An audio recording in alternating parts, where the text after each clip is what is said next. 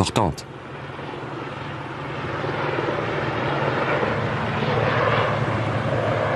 Atlanta, Géorgie, États-Unis. Le docteur Michael Sabom, l'un des fondateurs de l'Association internationale pour la recherche sur la mort imminente, exerce au Saint-Joseph Hospital. Une question essentielle reste sans réponse. Les courants cérébraux changent-ils au seuil de la mort? Des parties du cerveau sont-elles débranchées? L'enquête réalisée aux Pays-Bas n'avait pas livré de données à ce sujet. Lors d'un infarctus, les médecins font tout pour récupérer le patient. Pas le temps de faire un électroencéphalogramme. Mais Michael Sabom est tombé sur un cas inhabituel. Le dossier d'une patiente qui était morte selon les critères actuels de la médecine et dont on possède toutes les données minute par minute, même les mesures des courants cérébraux. Neurochirurgie, Phoenix, Arizona en 1991. Préparation de la salle d'opération pour une intervention délicate. Il s'agit d'enlever un anévrisme, la malformation d'une artère, dans le cerveau de la patiente. Pas une goutte de sang ne doit circuler dans le cerveau durant l'intervention, soit pendant une demi-heure. Mais déjà au bout de 8 minutes, le cerveau serait détruit. Pour gagner du temps, on place le corps en hibernation à 15 degrés 5. L'activité électrique du cerveau est surveillée, de même que ce qui se passe dans le tronc cérébral. 2 heures après le début de la narcose, la scie à trépaner ouvre le crâne. Après 4 heures, le cœur s'arrête. Le corps est vidé de son sang. Les tracés électroencéphalographiques tombent à zéro. J'ai entendu un bruit mécanique. Ça m'a fait penser à la fraise du dentiste. C'était comme si le bruit me poussait et finalement, je suis sortie par le haut de ma tête.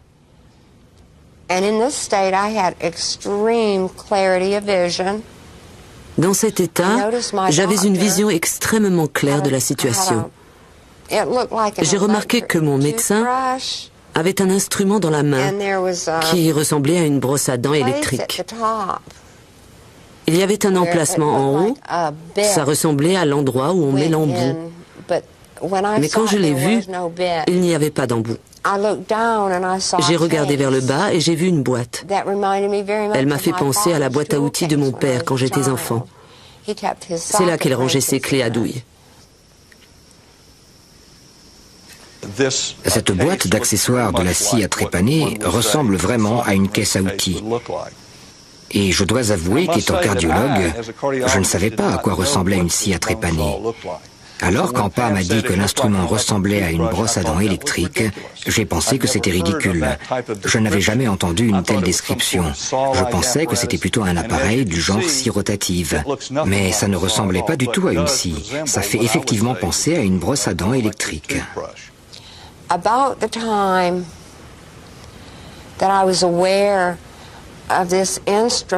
peu près au moment où j'ai vu l'instrument, j'ai entendu une voix de femme. Je crois que c'était la voix de ma cardiologue. Et la voix disait que mes veines et mes artères étaient trop étroites pour évacuer le sang.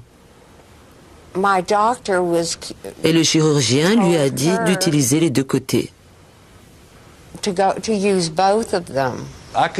Quand j'ai comparé la description qu'a fait Pam de ce qu'elle a entendu pendant l'intervention avec le rapport d'opération, j'ai découvert que ce dialogue avait effectivement eu lieu.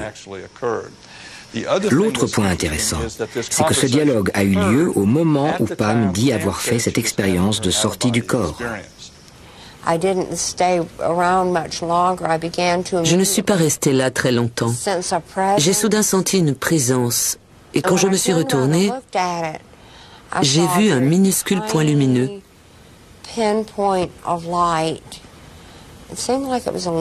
Il semblait très très éloigné. Et quand je m'en suis approchée, j'ai entendu ma grand-mère m'appeler. Je suis aussitôt allée vers elle et elle m'a gardé tout près d'elle. Et plus je me rapprochais de la lumière, plus je commençais à voir des gens que je reconnaissais. J'étais impressionnée par le fait que ces gens avaient l'air merveilleux. Ma grand-mère n'avait pas une apparence de vieille femme. Elle était radieuse. Tout le monde avait l'air jeune, sain et fort. Je dirais volontiers qu'ils étaient de la lumière, comme s'ils portaient des vêtements de lumière, ou comme s'ils étaient faits de lumière.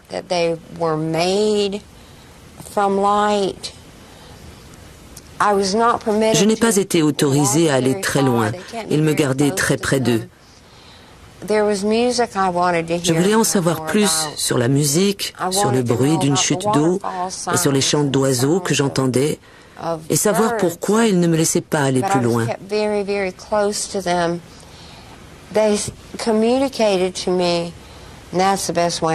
Ils ont communiqué avec moi. Je n'ai pas d'autres mots pour exprimer cela, parce qu'ils ne parlaient pas comme vous et moi.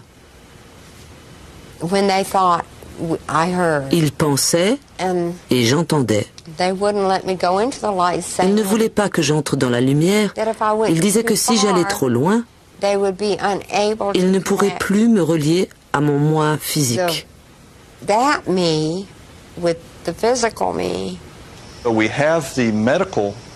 Nous avons les enregistrements médicaux du moment où cette expérience de mort imminente s'est produite. C'est l'une des premières fois que cela arrive. Nous pouvons maintenant étudier l'activité des ondes cérébrales. Nous pouvons aussi analyser tout ce qui s'est passé dans le corps physique au moment où nous savons que cette expérience s'est produite. Cela nous permet de répondre à des questions telles que l'expérience de mort imminente est-elle déclenchée par une crise du lobe temporal ou par une certaine activité électrique dans le cerveau? Eh bien, la réponse est non. Parce que les ondes cérébrales étaient plates et que le tronc cérébral était inactif au moment précis où cette expérience a eu lieu.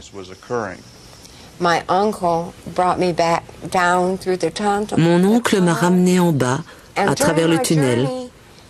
Et pendant tout le voyage, j'ai intensément désiré retourner dans mon corps. Cette idée ne me posait pas de problème. J'avais envie de revenir vers ma famille.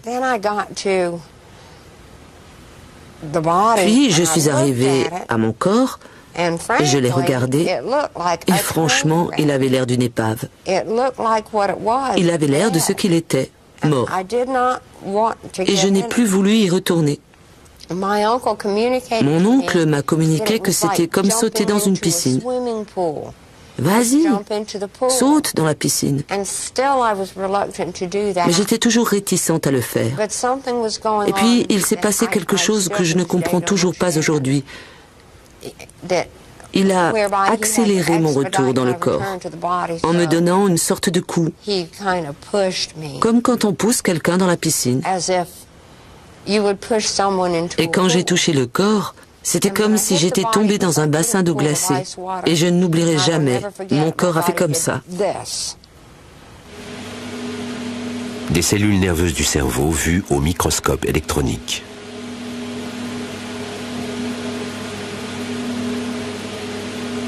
Amsterdam, Pays-Bas. Institut national de recherche sur le cerveau. Le docteur Ernst Romein étudie la substance matérielle dont sont faites les pensées. Sa théorie sur l'origine de la conscience a fait sensation dans la communauté scientifique internationale. Romein distingue le cerveau, cette masse grise disséquée des milliers de fois, de l'esprit, le bioordinateur électrochimique de la psyché subjective. Ce que l'on découpe et dissèque dans ce laboratoire n'est que l'expression visible d'un esprit qui prend racine dans un ordre physique plus profond, affirme-t-il. L'esprit n'est pas indépendant du cerveau, mais il est en relation avec un autre plan, situé en dessous.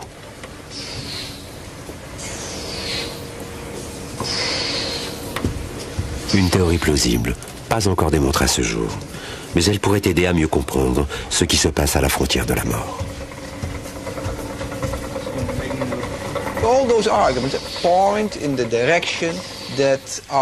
Tout semble suggérer que notre monde physique n'est que la surface d'une réalité infiniment plus profonde, comme la surface de l'océan sur laquelle nous flottons avec nos bateaux.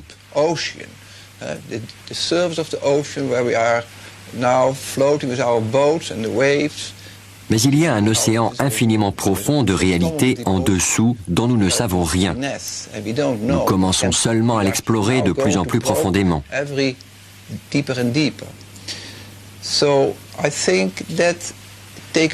Je pense que si l'on rapproche tous les récits de personnes qui ont eu une expérience de mort imminente, on aboutit presque forcément à la conviction qu'ils sont des témoignages d'une autre réalité.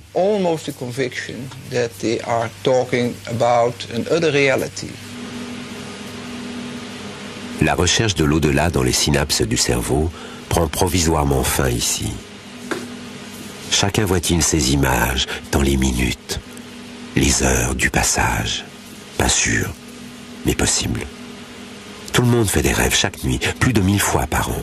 Mais beaucoup de gens sont incapables de s'en rappeler un seul.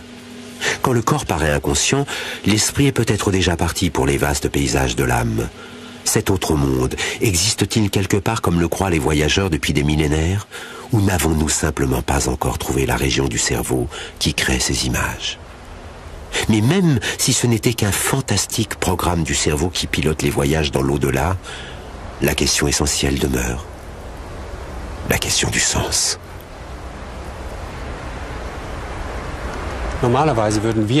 Normalement, on s'attendrait, en tant que médecin, à ce que le cerveau se déconnecte dans ces situations, à ce qu'il ne produise plus qu'un blackout ou des hallucinations confuses.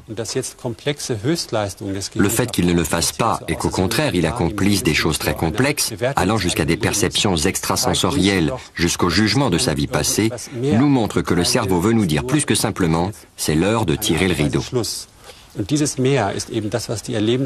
Et ce plus est justement ce que les survivants disent, à savoir que le cerveau et l'expérience elle-même indiquent qu'il peut y avoir une vie après la mort, et l'expérience de mort imminente nous prépare en quelque sorte à cette vie après la mort.